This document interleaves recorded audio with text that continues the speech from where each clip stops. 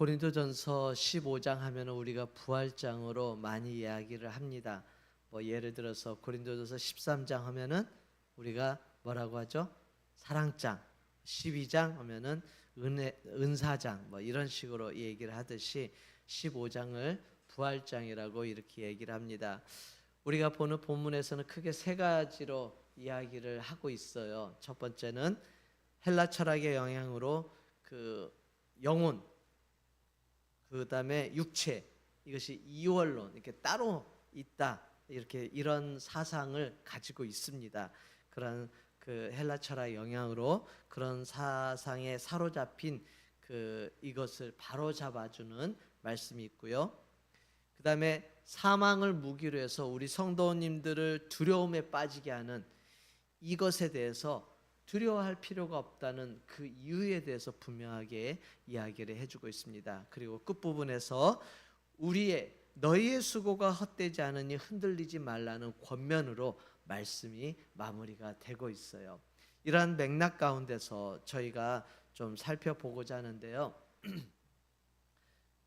헬라 철학 하면은 많이 들어보셨죠? 서양 철학 하면은 헬라 철학을 많이 얘기하죠. 동양 철학 하면은 뭐 유교 사상 이런 것들을 많이 이야기하는데 공자맹자. 서양 철학 하면은 헬라 철학을 많이 얘기합니다. 거기에 왜 헬라 철학이라면은 헬라가 그리스를 얘기하잖아요. 그 사람들이 다 그리스 사람이라서가 아니고 그 당시에 그 지역 외의 모든 지역들이 다 공통어가 헬라어였어요. 예를 들어서 구소련 때 그때 공통어가 뭐였죠? 소련어, 러시아어였죠. 지금은 이제 흩어져 가지고 이제 다 나라들이 많이 이제 갈라졌죠. 그렇게 해서 각자 자기 나라의 언어를 막 사용하려고 노력을 많이 하고 있어요. 옛날에는 소련이 지배했을 때는 다 러시아어로 이렇게 통용이 됐었습니다. 지금도 통용은 되더라고요. 마찬가지로 이때도 헬라어가 전 세계를 이렇게 지배하고 있었어요. 물론 그 정치적으로 지배한 것은 로마입니다. 로마어를 다 퍼뜨리지 않고 왜 헬라어를 내버려 뒀느냐? 이미 알렉산더 대왕이 전체를 다 통일하면서 헬라어를 다 보급시켜놨는데 이걸 또 바꾸려면 너무 힘들거든요. 굳이 그럴 필요 없이 좀 고위 관리직들은 라틴어를 쓰고, 그러니까 로마어를 쓰고, 그리고 평범한 사람들은 다 헬라어로 통일하자 이렇게 했던 것입니다. 그래서 그 당시의 문화를 헬라 문화라고 이야기를 하는 거예요. 그러니까 그 당시의 철학을 뭐라고 했겠어요? 로마 철학이 아닌 헬라 철학이라 말을 했던 것입니다. 그러한 헬라 철학의 영향이 뭐였냐면은 영혼과 육체를 따로 분리해 가지고 보았다는 겁니다. 그래서 육체는 더러운 거, 영혼은 깨끗한 거, 뭐 이런 식으로 구분을 한 거예요. 그래서 육체는 썩어서 이제 완전히 사라지는 거고 영혼은 이제 신께 다시 돌아가는 거, 이런 식으로만 생각을 했는데 이게 고스란히 교회에 들어왔어요. 교회에 들어와 가지고 사람들도 당연히 그렇게 생각하는 거예요. 아, 사람은 영혼과 육체가 있고, 그래서 잘못을 저지르면 누가 잘못 저질러요? 영혼은 잘못을 안 저지르는데 육체가 잘못을 저질러요. 요놈의 육체가 문제인 거예요. 그래서 육체를 벗어나면은 나중에는 온전한 이 영혼은 깨끗한 몸으로 하나님 나라 간다. 이런 식으로 교회에 퍼져 있던 거예요. 맞는 말일까요? 맞을 것 같죠? 언뜻 들어보면은 맞을 것 같아요. 아닙니다. 왜 아닐까요? 우리 성경에는 영혼의 부활도 있지만 또 육체의 부활도 이야기를 해주고 있거든요. 그래서 우리의 육체 또한 하나님의 심판, 예수 그리스도의 재림 때 나팔 소리와 함께 하나님 나라에 다시 들어가게 된다, 이렇게 이야기를 하고 있습니다. 그래서 성도들이 죽는 것을 잔다 이렇게 표현을 하고 있어요. 우리 본문에도 잔다는 표현이 있잖아요. 그죠? 잔다 이렇게 얘기하고 있습니다. 죽었다 하지 않고. 왜요? 다시 깨어날 거니까요. 그런 신앙이 있는 거예요. 그렇다면 여기에서 궁금함이 생겨요. 아니 다른 성경 보면은 너희는 흙으로 왔으니 흙으로 돌아가라 그렇게 돼 있잖아요. 그래서 우리가 화장을 하든 아니면 그냥 땅에 묻든 결국은 뭐가 됩니까? 흙이 되는 거예요. 미생물이 열심히 막 활동하고 해가지고 완전 분해돼서 흙이 됩니다. 물론 약품 처리하면은 오래 미이라로 뭐 몇천 년 동안 남기도 하지만은 결국 그것도 때가 되면은 썩게 돼 있다는 것이죠. 그래서 흙으로 왔으니까 흙으로 돌아가는 게 성경적인 말씀이에요. 그런데 우리 본문에 보면은 하나님께서 우리에게 육체의 부활도 허락하셨다는 겁니다. 저 이것 때문에 고민 되게 많이 했어요. 왜냐하면은 물론 하나님은 무에서 유를 창조하신 분이니까 흙으로 다 이제 미생물 처리돼 가지고 완전 흙으로 돌아가 버렸어요. 형체도 알 수 없을 정도로. 화장을 했어요. 그리고 화장하고 난 다음에 뼈를 갈잖아요. 저는 그 과정을 직접 다 보았습니다. 목격을 했는데 아무래도 목회자들은 그런 경우가 많아요. 요즘은 이제 그 불 막 하는 거 이거 가려놓죠. 옛날에는 안 가려놨거든요. 그래서 이렇게 보고 있었어요. 진짜인가 확인하는 거예요. 딴 사람 태우는 거 아닌가 뭐 그런 거 확인도 하고, 그리고 그 끝나면은 나중에는 이제 시간 되면은 나가라고 합니다. 그리고 이제 다 끝났을 때 다시 또 들어오라고 해요. 유족도 들어와 해서 그걸 가는 걸 보여줍니다. 뼈 모으는 것을, 나머지 아직 다 안 탄 거. 그리고 혹시나 또 쇠가 있을 수 있으니까 자석으로 이렇게 쭉 해서 다 건져내요. 그러고 나서 긁어 모아가지고 믹서에다 가는 거예요. 그래서 그걸 이제 그걸 뭐라 하죠? 봉암 유골함에다가 이렇게 담아가지고 주는 겁니다. 그런 이제 과정을 저는 여러 번 봤어요. 그렇게 해서 결국 그걸 묘에 이렇게 두기 어려운 분들은 이게 한꺼번에 이렇게 쏟는 데가 있죠. 그러는 데도 있고 아니면은 다른 또 묘에다 이렇게 모시기도 하고 하는데, 어쨌든 그 모든 것들은 다 썩어서 사라지는 거죠. 흙으로 돌아가는 겁니다. 그런데 왜 육체의 부활을 얘기하셨을까? 그러면은 몸이 어디 좀 그 한쪽이 없다거나 그런 분들은 육체의 부활이면 또 없는 상태로 다시 또 나오는 거 아닌가? 태어날 때부터 어떤 기형적인 것을 가지고 계신 분들은 나중에 부활했을 때도 그런 모습이 아닌가? 그런 생각 안 해보셨어요? 저만 해봤나요? 저는 의심이 되게 많아요. 목사인데도 그렇게 쉽게 막 안 믿어집니다. 그래서 의심을 많이 해봐요. 막 고민도 해보고.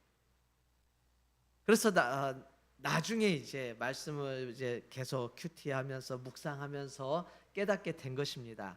아하, 육체의 부활은 지금의 우리의 육체는 어때요? 연약해요. 그죠? 내가 죄 짓지 않으려고 노력하는데 나도 모르게 죄 지은 때가 있잖아요. 그죠? 그런 죄는 사함을 받을 수 있다고 돼 있어요. 성경 말씀에 우리가 죄를 고백하면은, 다만 내가 작정을 하고 죄를 짓는 이 부분에 대해서는 책임을 져야 되는 겁니다. 그러나 예수를 믿는 사람에게는 그러한 이제 양심이 있죠. 양심의 찔림이 있고 또 하나님이 이것을 싫어하신다는 걸 알기 때문에 이게 우리가 그것을 거절하는 거죠. 그래서 내가 거룩하니 너희도 거룩하라, 이 말씀을 우리가 적용하려고 무지 노력하잖아요. 그런데도 어느 순간 봐보면은 죄 지어 있어요. 나 왜 이렇게 연약하지? 나는 왜 이게 안 되지? 그런 이렇게 독백 한 적 많이 있으시죠? 고개를 다들 안 끄덕이시는데 저는 끄덕입니다. 저는 그러거든요. 그럴 때가 많이 있더라고요. 그래서 왜 이렇게 연약할까? 연약한 존재입니다. 맞아요. 우리의 육체는 온전하지 못합니다. 왜 그럴까요? 죄가 들어왔기 때문에 그래요. 죄가 우리를 주장하기 때문에 우리가 이거에서 잘 벗어나지를 못합니다. 그러니까 어떤 두려움 이런 것들이 이렇게 쉽게 쫓아내지를 못해요. 우리 요즘 그 현대병이라고 얘기하는 그 되게 우울증, 뭐 그게 뭐 많아지고 하면은 뭐 자살 충동도 일어나고 그런 데잖아요. 근데 이런 것들 또한 우리가 말씀을 알면은 이거 벗어내면 되는데 잘 안 되잖아요. 기도하면서 말씀 보면서 벗어내면 될 것 같은데 안 돼요. 잘 연약해서 그래요. 연약한 육체를 가지고 있기 때문에. 그래서 부단한 노력이 필요합니다. 우리의 육체는 그게 필요해요. 공부를 잘하려면 열심히 공부를 해야 돼요. 물론 특별히 똑똑한 사람이 있어요. 근데 그건 특별한 것이지 보편적인 건 아니잖아요. 우리는 보편적이잖아요. 그러면은 보편적인 것에 기준을 잡아야지, 특별한 것에 기준을 잡으면은 황새 따라가다가 뱁새 가랑이 찢어지는 거예요. 할 수가 없는 거예요. 그렇기 때문에 보편한 것에 기준을 두고 노력을 하는 겁니다. 노력해야만이 되는 거지, 노력 안 되고 된다, 잘 된다, 이건 특별한 경우 외에는 불가능합니다. 그래서 초등학교 때는 공부 안 해도 똑똑한 애들은 되게 공부 잘하잖아요. 하지만 중학교 들어가고 고등학교 들어가면은 달라집니다. 공부 열심히 한 사람이 잘해요. 그러거든요. 그만큼 육체 또한 노력이 필요한 거예요. 내가 우울증에 걸렸다, 그 다음에 뭐 그 외에 다른 어떤 질병이 있다, 이것을 이겨내기 위해서 노력을 해야 됩니다. 내가 이 음식을 먹으면 안 돼, 그러면은 절제하는 것이죠. 그 노력입니다. 아이 괜찮아요, 뭐 살아, 한 번 살지 두 번 살아 하면서 그냥 막 먹어대면은 단명할 수밖에 없는 거예요. 정상인 것입니다. 아유, 육체 생명의 주관자는 하나님이시니까 그런 걸 뭐 신경 쓰면서 그냥 드립다, 뭐 지금 이런 질병이 있으면 이런 거 하시면 안 됩니다, 이런 거 먹으면 안 됩니다, 소용없어요. 그냥 에이 하나님 생명의 주관자니까 때 되면 죽겠지 그러면서 하면은 때 되면 죽죠. 그때가 빨라질 뿐이죠. 우리가 그것을 무시해서는 안 됩니다. 자연의 법칙이라고도 얘기를 하죠. 그 자연을 만드신 분이 하나님이시거든요. 그렇기 때문에 그러한 것을 우리가 무시하면 안 되는 겁니다. 우리가 몸을 잘 관리하는 분들은 몸을 또 오래 또 잘 보관하고 막 그러기도 하잖아요. 사람마다 그게 다른 거예요. 이미 지났다면은 그럼 이것을 깨달은 그 시간부터 다스리는 겁니다. 그럼 또 주님의 은혜가 더하는 것이죠. 거기에 우리가 그런 논리를 저버리면 안 되는 거예요. 그래서 우울증도 마찬가지로 노력을 해야 돼요. 왜요? 연약한 육체를 가지고 있으니까요. 노력 안 하면은 크리스찬이더라도 자살할 수 있어요. 질병이 그렇게 무섭습니다. 그래서 주님은 계속 말씀을 통해서 우리에게 얘기해 주고 계시잖아요. 말씀을 떠나지 마라, 가까이 하라는 거, 그리고 내 존재가 누군지를 항상 깨달으라고 하시잖아요. 그것을 바로 깨닫게 되면은 금방 헤쳐나올 수 있거든요. 그것이 하나님이 우리에게 주신 지혜입니다. 연약한 육체를 가지고 있는데 이것을 다스릴 수 있는 지혜를 하나님이 말씀을 통해서 우리에게 주신 거예요. 그러면은 그 말씀을 가지고 부단히 노력해야 되는 것이죠. 그럴 때 우리가 더 성장된 그러한 하나님의 사람이 될 수 있는 것입니다. 그러나 우리가 부활을 하게 될 때는요, 이런 연약한 육체가 아니라는 거예요. 그러니까 이 땅에 있을 때는 내가 눈 한쪽이 안 보이기도 하고, 또 어떤 분은 다리가 없고, 또 어떤 분은 뭐가 없고 막 그랬을지라도 부활했을 때는 뭐라고 했죠? 온전한 몸이라고 그랬어요. 온전한 몸, 그죠? 그러니까 태어날 때 어떤 뭐가 하나 없이 태어나신 분도, 태어날 때 장애를 가지고 태어나신 분도 그가 부활할 때는 온전한 몸으로 부활한다는 겁니다. 죄를 짓지 않는 몸으로. 지금은 연약한 육체를 가지고 있기 때문에 죄를 지어요. 안 지려고 노력할 뿐이죠. 하지만 우리가 부활을 하게 되면은 그때는 온전한 몸으로 부활한다는 겁니다. 그러니까 나 좀 못생겼는데 혹시 부활할 때 못생겼으면 어떡하지? 그런 거 걱정하지 마세요. 죽어도 걱정할 필요 없습니다. 저 사실 좀 걱정했거든요. 키 좀 더 컸으면은 이런 것들이 있었는데 말씀을 보면서 그걸 깨달았어요. 아니구나. 온전한 몸으로 부활을 하는구나. 그러니까 이게 없는 거예요. 얼마나 감사해요. 그래서 이 육체의 부활이 우리가 생각하는 그런 지금의 육체가 아니라는 것을 깨닫게 되었습니다. 하나님이 우리를 창조하실 때 흙을 빚어서 창조하셨죠. 그래서 흙은 흙으로 돌아가는 겁니다. 그러나 우리가 부활할 때 그 육체의 몸은 영혼과 육체가 있는데 그 육체의 몸은 온전한 몸이라는 거예요. 여러분들 기대하셔도 돼요. 괜찮습니다. 지금의 몸에 불만이 있으세요? 괜찮아요. 영원토록 온전한 몸을 가지실 수 있으니까요. 희망을 가지시면 됩니다. 제 얘기 아니에요. 오늘 본문에서 그걸 얘기를 해주고 있는 거예요. 그래서 바울이 지금 계속해서 주장하는 것은 육체와 영혼을 분리해서 하지 말라는 거예요. 그러니까 지금도 내가 죄를 지었어요. 그러면 누가 진 거예요? 육체만 지었고 영혼은 안 진 겁니까? 아니죠. 그건 핑계예요. 그래서 내 영혼은 깨끗해. 육체는 좀 더럽지만은 결국 육체는 뭐 버릴 거니까 신경 꺼도 돼. 근데 내 영혼은 잘 가꿔야지. 틀렸습니다. 잘못된 생각이에요. 내가 죄를 지었으면 육체가 죄를 지은 것이 아니라 내가 지은 거예요. 영혼과 육체가 하나 된 전인격적이라고 얘기를 하는데 좀 어려운 말로는요. 그냥 내가 지은 거예요. 핑계 댈 거 없어요. 내가 잘못한 거예요.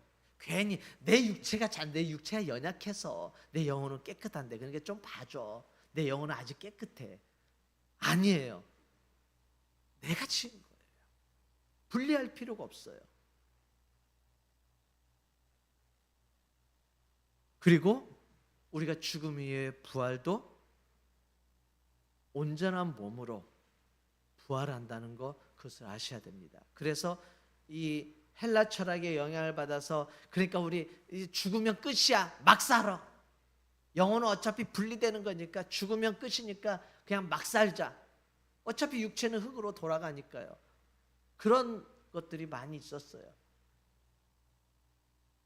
그러나 이런 것이 잘못됐다는 것을 분명하게 지적을 해주고 있어요. 두 번째로는 뭘 얘기해주고 있습니까? 사탄은 죽음이 두려움으로 우리에게 다가서도록 우리에게 죄를 심어 주었다는 겁니다. 이것을 좀 더 편하게 쉬운 말로 한다면은 여러분들 죽음이 두렵죠? 뭐 때문에요? 죄 때문에요. 그렇게 생각하시면 됩니다. 내가 죽음을 두려워하는 것은 내 죄 때문이라는 거. 안 믿는 사람들도 믿는 사람들도 똑같이 두려워해요. 그런데 정말 믿음이 좋은 분들은 죽음을 두려워하지 않습니다. 두려워하지 않아요. 제가 비행기 타는 거 안 두려워하는 이유가 있습니다. 비행기 타다 보면은 지금도 일주일에 한 번씩 계속 왔다 갔다 하고 있잖아요. 모레 또 갑니다. 마지막 마무리하러.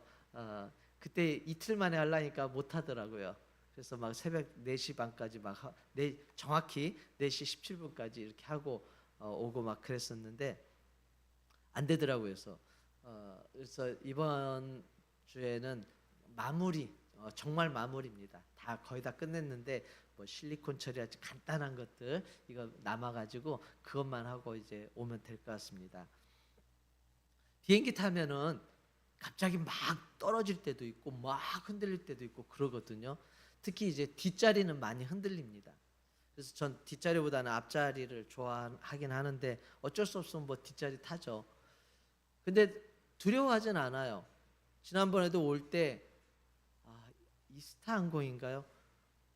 막 움직이는데 사람들이 이렇게 막 서로 쳐다볼 정도로 움직인 적이 있었어요. 근데 저는 이제 재밌게 즐겼습니다. 왜냐하면은 다른 사고는 이제 장애로 오래 살 수도 있잖아요. 전 그게 두려운 거예요. 근데 비행기 사고는 그런 게 없잖아요. 그냥 가시잖아요. 그죠? 그냥 한 번에 가니까. 예. 그러니까 뭐 굳이 죽으면 하나님 나라 가는 건데 그렇기 때문에 좀 다른 것보다는 두려움이 덜해요. 차 운전할 때 되게 조심하거든요. 여러분들 보시기에는 좀 막 하는 것 같지만 제 나름대로는 되게 조심한답니다. 안전을 많이 생각하거든요. 근데 비행기에 타면은 뭐 그럴 필요 없어요. 어차피 뭐 부딪히면은 부딪히든 떨어지든 그냥 한 번에 가버리니까. 왜 그렇습니까? 저에게는 소망이 있어요. 영원한 하나님 나라에 대한 소망이 분명하거든요. 그렇기 때문에 두렵지 않은 거예요. 예전에도 한번 말씀드렸지만 저희 그 개신대학원 거기 그 교수님이었는데 그분은 막 학생들을 가르치면서 눈물을 흘리시는 분입니다. 근데 그분이 폐암으로 돌아가셨어요. 근데 그분 돌아가실 때 폐암이 되게 고통스러운 거잖아요. 저도 폐암 걸려서 돌아가신 분 이렇게 옆에 봤는데 정말 고통스러운 것 같더라고요. 살은 살대로 빠지면서. 근데 이 교수님은 너무나 평안한 모습으로 이러고는 돌아가셨어요. 이게 마지막 모습으로. 제가 직접 본 건 아니고요. 그걸 보신 분이 저한테 직접 보신 분이 제게 얘기를 해주신 겁니다. 그분은 항상 그런 천국에 대한 소망이 있으셨던 분이었어요. 그러니까 자신 있는 거죠. 나 하나님 나라 가니까 걱정하지 마라. 이러고는 돌아가신 거예요. 그렇습니다. 그렇기 때문에 사도 바울은 이야기하는 거예요. 사망아, 너의 승리가 어디 있느냐? 사람들을 두렵게 하고 두려움에 떨게 만들고 그래서 두려워하게 만드는 그 사탄의 전략, 여기에 빨려 들어가면은 우리는 지는 거죠.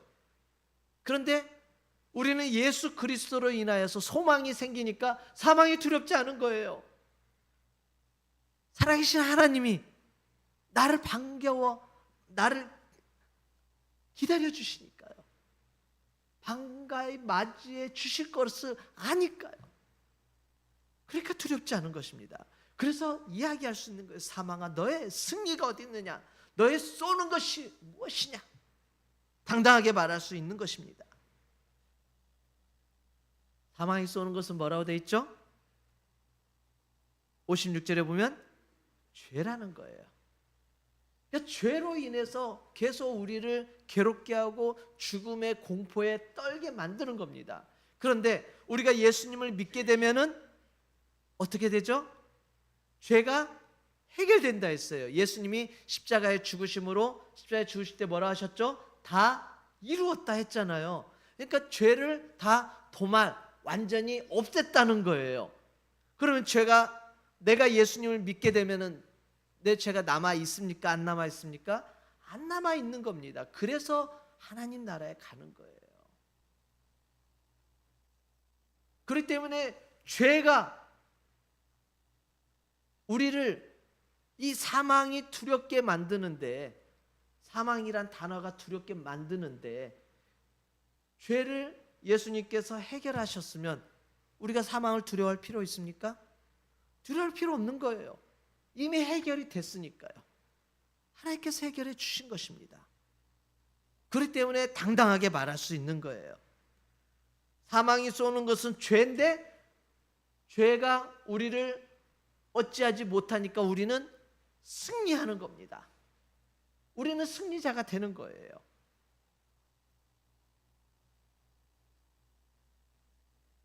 이 죄의 문제를 해결하기 위해서 하나님은 독생자 예수님을 이 땅에 보내셨잖아요. 십자가의 죽으심과 부활로 완벽하게 해결하셨고, 우리가 예수님이 부활하신 날, 이날 주일로 우리가 삼고 있잖아요. 안식일은 언제예요? 토요일이에요. 근데 안식 후 첫날 예수님이 부활하셨잖아요. 모든 것을 다시 완성한 날, 하나님이 천지를 창조하셨어요. 근데 이것을 무너뜨린 게 누굽니까? 죄를 지음으로 무너뜨린 게 사람이에요. 그래서 첫사람 아담이 나오는 거예요. 아담이 왜 나오겠어요? 죄로 인해서 하나님의 창조를 무너뜨렸으니까. 그래서 다시 창조를 하셨다. 리크리에이션. 그래서 그날을 재창조일, 완성일.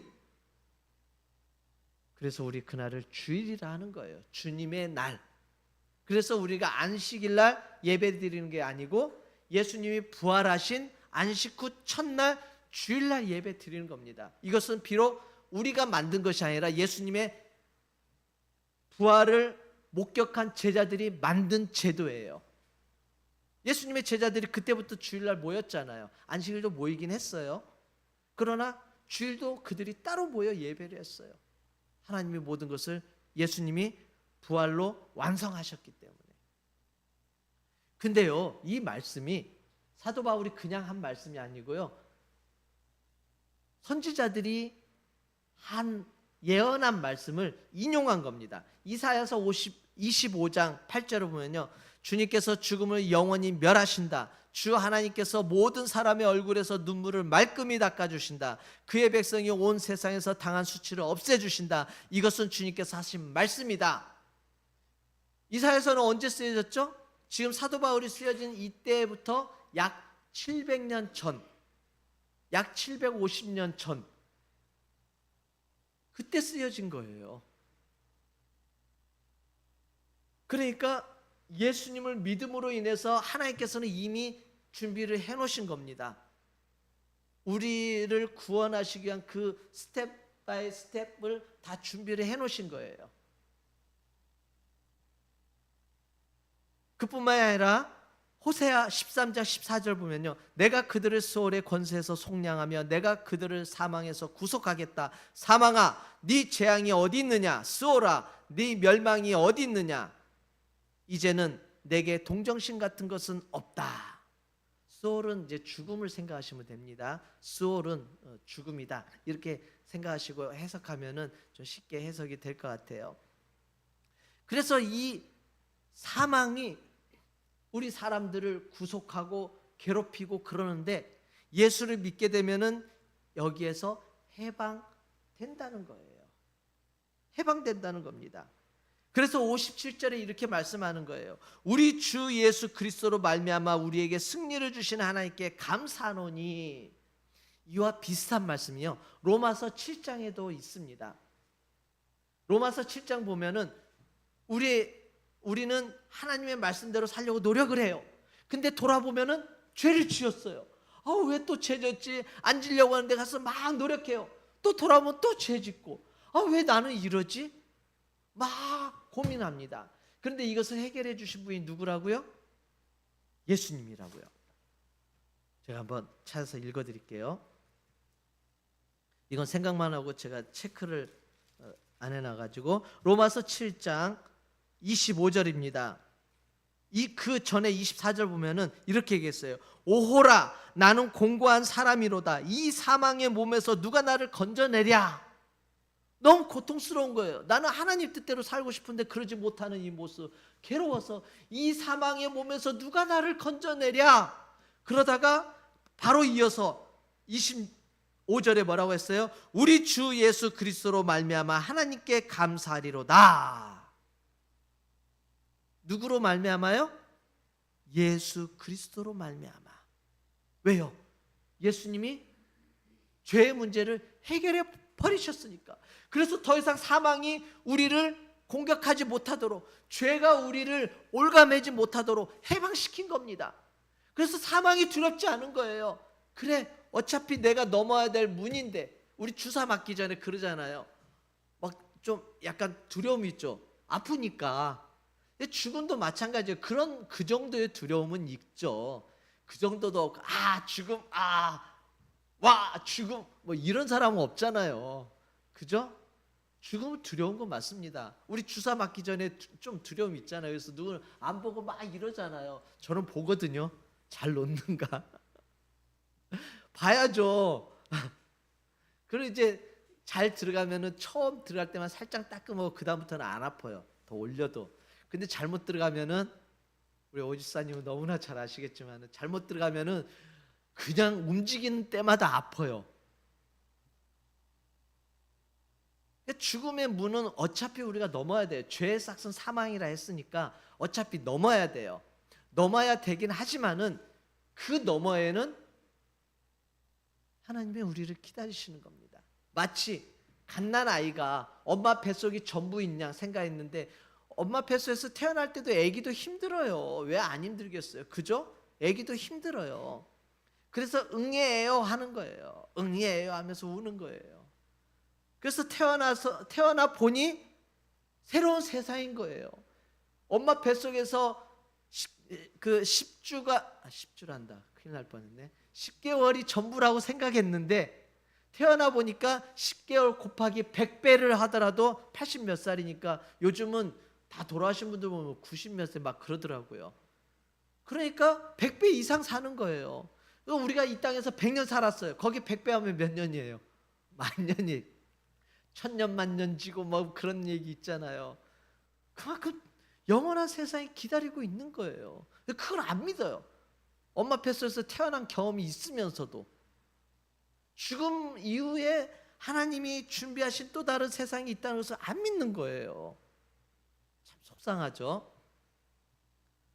그렇습니다.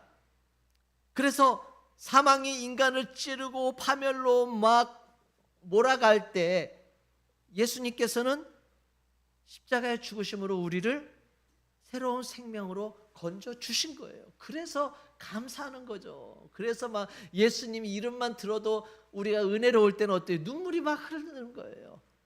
그 이름만 들어도 그냥 주님 그렇게만 해도 막 눈물이 흐르는 거예요. 근데 주님 아무리 불러도 아무 감정도 없고 가끔 술주가 생각나고 그러면은 이건 좀 심각한 문제가 있는 거죠.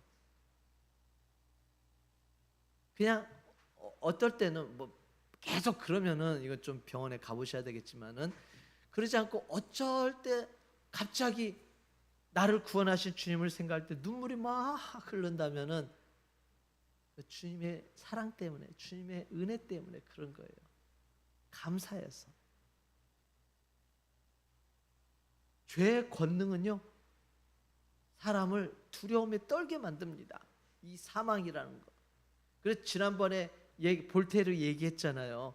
그 사람 자기 죽어가면서 막 소리 지르고 괴로워했던 거. 살아생전에 그렇게 하나님을 욕하더니 두려움에 있는 거예요. 그러나 예수를 믿는 우리에게는 예수께서 율법의 저주를 친히 다 담당하셨으니까 죄의 그 대가들 쫙 있는데 그걸 다 담당하셨잖아요. 그러니까 우리는 자유로운 거죠. 그래서 결국 우리는 승리하게 됐던 것입니다. 그래서 예수님을 믿는 우리에게는 사망이 결코 두려움으로 다가올 수 없다는 거예요. 마지막으로 세 번째 보면은 58절 말씀이죠. 흔들리지 말라는 거. 그러므로 이렇게 시작하잖아요. 따라서. 그러니까 지금까지 모든 얘기한 것을 다 통틀어서 이제 합산해서 결론을 내리는 겁니다. 그러므로 내가 지금까지 얘기한 것을 이제 결론적으로 말하노니 뭐 이런 거겠죠. 그러므로 뭐라고요? 흔들리지 말라는 겁니다. 내 사랑하는 형제들아, 진실하며 견실하며 흔들리지 말라는, 견고하게 흔들리지 말라는 겁니다. 그리고 뭐 하라고요? 주의 일에 더욱 힘쓰라고요. 왜요? 우리가 주의 일에 힘쓰는 봉사하고 노력하고 희생하고 헌신하는 이런 것들이 수포로 돌아가지 않는다는 겁니다. 그 값을 그대로 하나님이 기억하고 상 주신다는 거예요. 이게 사도 바울의 마지막 권면입니다. 우리 옛날에 엄청 살기 힘들었을 때 70년대에 그때 저 중동으로 일하러 많이들 가셨잖아요. 정말 힘든 환경 가운데서 일해가지고 돈을 보내오고 그걸로 해서 나라가 점점 좀 이렇게 성장하고 또 뭐 새마을 운동이니 참 근면하게 열심히 해서 전 세계에 지금은 그 우리나라 위상이 어마어마합니다. 어마어마해요. 심지어 이재명 대통령도 이번에 기자회견 때 얘기를 했잖아요. 우리나라 위상이 이렇게 큰 줄은 자기도 이번에 경험하면서 놀랬다고 얘기를 하잖아요. 어떻게 이렇게 작은 나라가 이렇게까지 됐을까요? 너무 감사하죠. 근데 그때 70년대 그 험난한 그곳에서 열심히 일했던 분들이 있잖아요. 그분들이 그런 땀을 흘려서 돈을 버는 이 노동자 생활. 근데 그분들이 만약에 돌아갈 고향이 없었다면은 이분들이 이렇게 일할 수 있을까요? 없습니다. 돌아갈 고향이 있으니까 하는 거예요. 내가 돈을 붙임으로 해서 내 처자식이 잘 살 수 있다는 그런 게 있으니까 그거 가지고 하는 겁니다. 기러기 아빠 되는 것도 거기서 열심히 공부하고 열심히 잘 하겠지 소망을 가지고 하는 거예요. 근데 바람 나버렸네요. 막 이러면은 무너지는 거죠. 마찬가지입니다. 죽음이 인생의 최종적인 마침표이자 허무한 소멸이라고 생각한다면은 그 사람 잘 살 필요 있을까요? 이게 전부인데 뭐 굳이 뭐 착한 일하고 좀 기분 좋겠죠. 근데 그러기에는 내가 희생이 너무 커. 안 하죠. 즐기고 말지. 그렇지 않겠어요? 여기가 끝이라면은 마음껏 즐기겠죠. 건강을 유지한 상태로 좀 더 오래 즐겨야 되니까. 자, 아마 예수님 안 믿었으면은 상당히 아주 골치 아프게 이렇게 살았을 것 같습니다. 죽음이 인생의 최종적인 마침표라면 그러는 거예요. 어쩔 수 없어요. 그렇게 됩니다. 일시적인 쾌락에 빠질 수밖에 없는 거예요. 그러나 하나님 나라에 썩지 않을 소망과 돌아갈 영원한 집이 약속된 자들은 그렇게 살 수 없는 거예요. 우리가 하나님을 믿기 때문에 그렇게 못 살잖아요. 나쁜 짓 하나 해도 안 합니다. 그죠? 왜요? 우리에게는 소망이 있어요. 영원한 하나님 나라에 대한 소망이 있으니까 나쁜 짓 안 하는 거예요.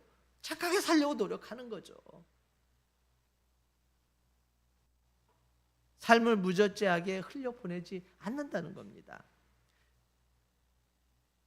세브란스 병원에 이희대 의사분이 있습니다. 의학 박사이신 분인데 이분이 2003년도에 유방암과 대장암이 동시에 발견되었어요. 남자분이에요. 남자도 이게 있을 수 있나 봐요. 그리고 2013년도에 돌아가셨습니다. 10년 동안 암으로 이제 고생을 하셨는데 12번이나 암이 재발하는 고통을 겪었대요. 그래서 이 암세포가 간, 뼈, 골반, 척추까지 전이됐고요. 말기 암 환자에게 찾아오는 이 극심한 통증, 이게 통증이 어느 정도냐면은 여기 표시를 해놨더라고요. 통증을 1부터 10까지 이렇게 한다면은 0부터인가요? 10까지 한다면 10이랍니다. 이런 최대 극심한 통증 가운데서 이분은 살았대요. 일반적인 의학 기준으로 보면 그는 절망적인 말기 환자였답니다. 근데요, 그는 스스로 자신을 암 5기 환자라고 이렇게 부른답니다. 5기는 없죠. 그죠? 4기가 마지막이잖아요. 4기가 끝나면 죽는 거잖아요. 근데 이분은 이렇게 얘기를 했대요. 의학적으로는 4기는 끝을 의미하지만 예수 그리스도 안에 있는 자에게는 절망의 끝 너머의 새로운 삶, 즉 5기가 시작됩니다. 이렇게 고백을 했다요. 그러니까 이분은 5기를 바라보는 거예요. 그러니까 죽음이 4기잖아요. 죽음 너머를 바라보는 분이었습니다. 그러니까 이게 5기라는 거죠. 천국이죠. 그걸 5기로 생각하고 자기는 5기를 바라보면서 간다는 거예요. 대단하죠. 근데요, 이분은 마지막 삶에서 가장 감동적인 실제 사건을 일으켰는데 그게 뭐냐면은 숨을 거두기 직전까지 청진기를 놓지 않았다는 겁니다. 그 통증 가운데서도 암 환자들을 돌보고 다녔대요. 그는 휠체어를 타거나 마비가 오는 다리를 이끌고 진료실로 향했답니다. 그 자신이 암 환자였기 때문에 문을 열고 들어오는 암 환자들의 눈빛만 봐도 그 두려움과 절망을 누구보다 깊이 공감할 수 있었대요. 사실 그 전에는 뭐 암 환자들 이렇게 좀 공감한다 얘기했어도 그렇게 100% 공감이 안 됐답니다. 근데 본인이 암 걸려보고 그런 사기에 처해 보니까 공감이 된다는 거예요. 2013년도 5월 그의 육신은 더 이상 버티기 힘든 한계에 도달했고요. 마지막 암세포가 뇌와 전신으로 치달을 때도 그는 불평이나 원망 대신 늘 주변 사람들에게 감사합니다. 하나님은 선하십니다. 이런 말을 입에 달고 살았답니다. 이게 가능할까요? 하나님 저 빨리 데려가세요. 더 너무 고통스러워요. 이게 정상이잖아요. 그죠? 이런 분들 뭐라 하면 안 됩니다. 그만큼 고통스럽다는 거예요. 아유, 저 사람 믿는다면서 왜 저렇게 막 좀 그 멋있게 좀 죽지. 지가 그래봐. 그게 안 되거든요. 그죠? 안 되는 거예요. 그러니까 이해해 줘야 됩니다. 근데 이분은 감사합니다. 하나님은 선하십니다. 이것을 입에 달고 살았대요. 그리고 환자들에게 자신이 만난 예수 그리스도를 간증했답니다. 그러다가 2013년 5월 16일 향년 60세의 나이로 하나님의 부르심을 받았다 합니다. 제가 60세인데 그는 암을 생명의 근원이신 하나님을 깊이 만날 수 있는 축복의 통로로 해석을 했대요. 재해석을 이렇게 했답니다. 그는 죽음의 공포가 눈앞에 닥친 순간에도 자신을 방치하거나 비관하지 않고 마지막 숨을 거두기까지 다른 암 환자들을 돌보고 복음을 전하는 역사적 수고에 전심전력하였답니다. 실제 있었던 일이에요. 오래된 일도 아니고요. 약 10여 년 전 일입니다. 말씀을 정리합니다. 사도 바울은 고린도 교회에 만연되어 있는 영혼, 육체 이렇게 분리되어 있는 이원론에 대해 잘못된 이론이라는 거, 하나님이 허락하신 부활은 예수 그리스도를 믿는 모든 육체와 영혼에 함께 부여되는 거라는 걸 말씀하셨어요. 그리고 죽음의 공포가 사람들을 휩쓰는 이유는 우리 사람들이 스스로 지은 죄를 해결하지 못하고 있기 때문에 예수님을 믿음으로 이 문제는 완벽하게 해결되었음을 가르쳐주고 있습니다. 예수님을 믿을 때 이 문제가 해결된다는 것, 그리고 끝으로 그러니 우리가 가진 믿음에 대해 흔들리지 말고 여러분의 수고가 결코 헛되지 않으니까 계속 열매 맺는 신앙생활을 하라고 마지막 권면으로 그를 마감하고 있습니다. 확고한 부활신앙과 흔들림 없는 믿음, 이것을 우리에게 요구하고 있습니다. 이 말씀을 기억하시면서 우리 이희대 우리 의사 선생님께서 오기를 바라보는, 하나님 나라의 소망을 두고 그 고통을 참아내면서 끝까지 감사합니다 그렇게 고백할 수 있는, 하나님은 선하십니다 그렇게 고백할 수 있는 그러한 너무너무 멋진 삶이잖아요. 우리 성도님들도 그러한 삶을 살아가시기를 주님의 이름으로 축원드립니다. 기도하겠습니다. 사랑의 하나님, 감사합니다.